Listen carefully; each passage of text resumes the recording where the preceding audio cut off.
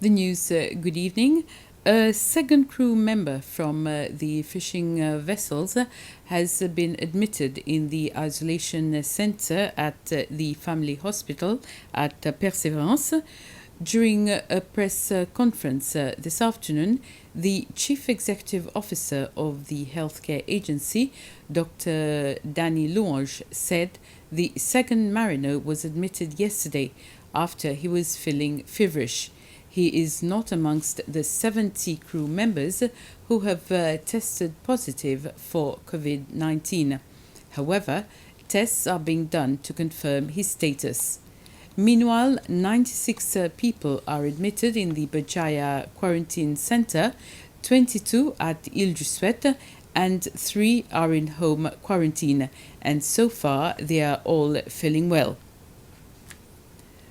The World Bank has approved a loan of $15 million in support of Seychelles' response to the economic and social fallout of the COVID-19 pandemic. The loan is from the International Bank for Reconstruction and Development. A press release from the World Bank Group says the loan will be utilized to enhance the country's response mechanisms in health, social protection, and the private sector, and also to support the country's post-crisis recovery through strengthened financial systems and climate resilience. Uncertainty in the economy presents a threat for the financial ability of land applicants, an issue which the ministry responsible for Habitat says they intend to take into consideration. Minister Pamela Charlotte says that applicants who have already qualified will be allocated their land but will be monitored and given enough time to build their house.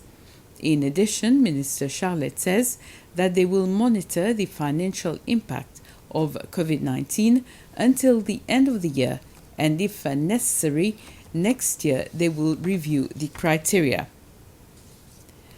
And Minister Charlotte, who, as I said, is responsible for land and infrastructure, has admitted that there's been considerable delays in implementing the Land Bank project.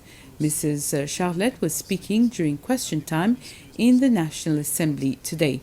She said some of the projects will be implemented quite soon.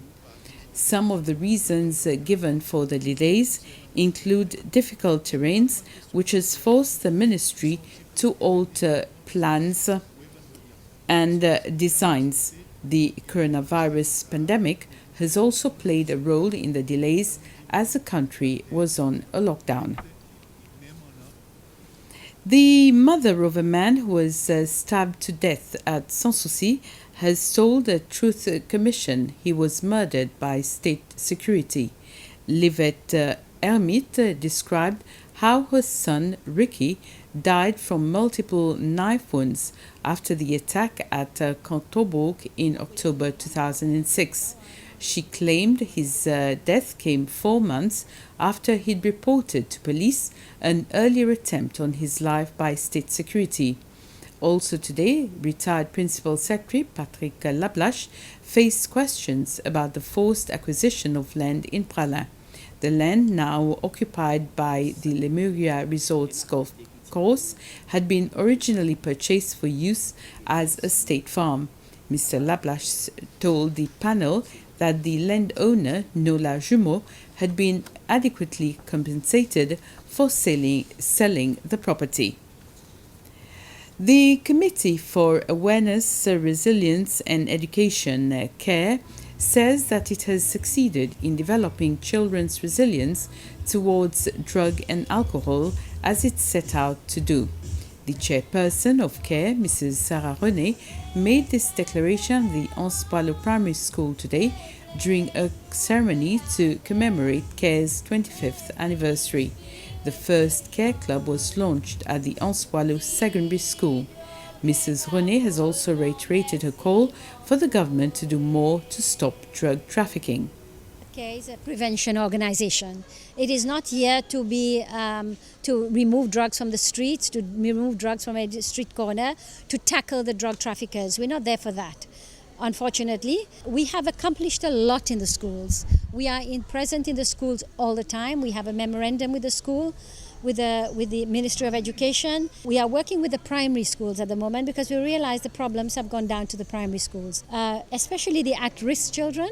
And the children's conversations are changing as a result of the presence of CARE in the schools for the 25 years. Since CARE came into existence, we've been trying to get other organizations to come in. We've been trying to get the government to really come in a big way to remove drugs from the streets.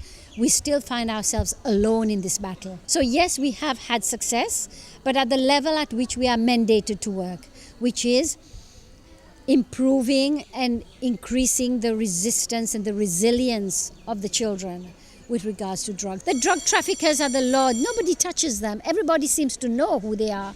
But nothing is being done. The drug trafficking is like a free-for-all. So what is government doing? You have a huge army, we have a huge police force, we have a very heavy government. What are they doing?